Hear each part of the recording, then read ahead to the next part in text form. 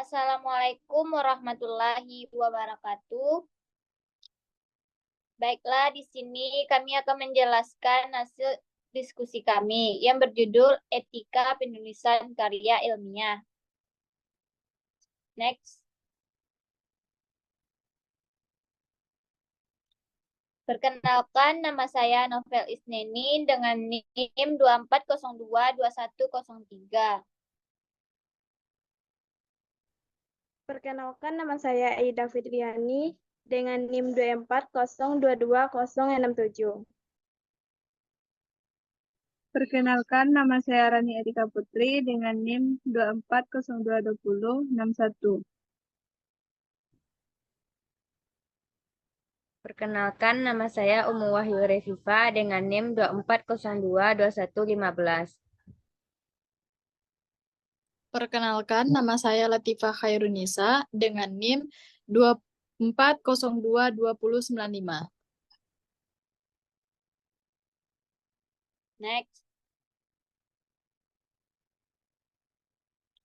Baiklah, di sini saya akan menjelaskan pengertian hakikat karya ilmiah.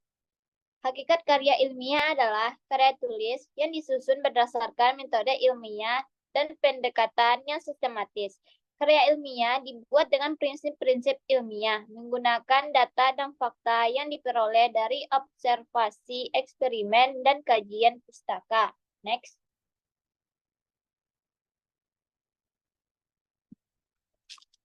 Kedua, karya ilmiah ditulis dengan berbagai tujuan. Yang pertama, menyampaikan gagasan kepada masyarakat luas dan kalangan tertentu. Dua, memenuhi tugas dan diberikan sebagai persyaratan dalam studi. Yang tiga, mendiskusikan gagasan dengan kalangan tertentu dalam sebuah pertemuan ilmiah. Yang D, mengikuti perlombaan penulisan karya ilmiah. Perlombaan penulisan karya ilmiah sering diadakan oleh berbagai lembaga, seperti Lomba Karya Tulis Ilmiah atau LKTI, yang setiap tahun diselenggarakan bagi masyarakat seluruh Indonesia oleh Rektorat Kemanusiaan, Kemahasiswaan, atau sekarang menyatu dengan Direktorat Akademik, Direktorat Jenderal Pendidikan Tinggi. Yang E, menyebarkan hasil penelitian kepada masyarakat luas atau kalangan tertentu seperti berbagai artikel penelitian yang dimuat dalam berbagai majalah ilmiah. Next.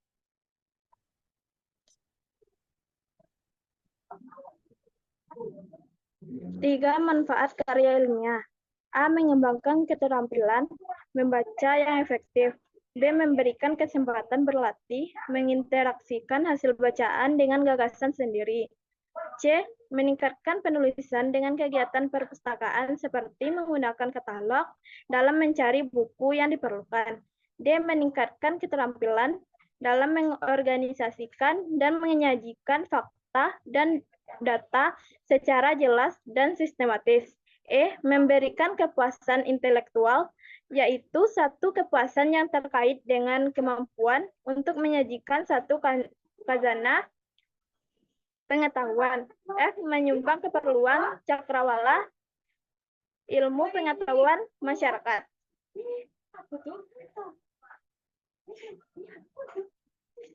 Empat, ciri-ciri karya ilmiah. A, dari segi isi, karya ilmiah menyajikan pengetahuan yang dapat berupa gagasan, deskripsi tentang suatu atau pemecahan suatu masalah.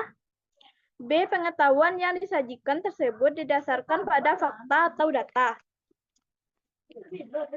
atau pada teori-teori yang telah diakui sebenarnya.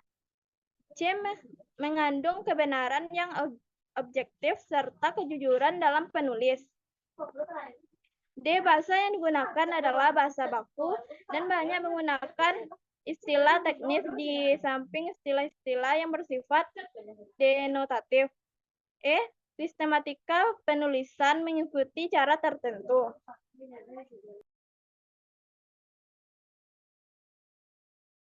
Yang B, tata tulis. Tata tulis penulisan karya ilmiah. Yang pertama, struktur. struktur terbagi dari judul, abstrak, pendahuluan, penjelasan, hasil dan pembahasan, kesimpulan, dan daftar pustaka. Yang kedua, gaya penulisan atau format. Yang pertama yaitu konsistensi format. Yang kedua, bahasa yang jelas dan objektif.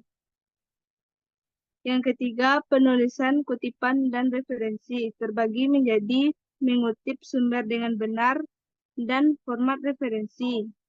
Yang keempat, sikap penulis terbagi menjadi jujur, pengutip, dan pengutip.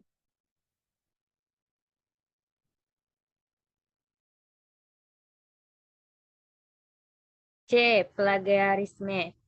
Pengertian plagiarisme.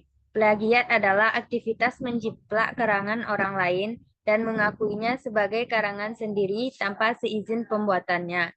Plagiat termasuk dalam tindakan kejahatan yang melanggar hak cipta dan pelaku yang melakukan plagiat disebut sebagai plagiator. Tipe-tipe plagiarisme terbagi menjadi 4. Yang A yaitu plagiarisme kata demi kata. Yang B yaitu plagiarisme atas sumber. Yang C yaitu plagiarisme pengarang. Yang D yaitu plagiarisme diri sendiri. Penyebab terjadinya plagiarisme di lingkungan kampus, yang A yaitu minimnya referensi, yang B yaitu terburu-buru, yang C rendahnya minat baca, yang D kurang memahami plagiarisme.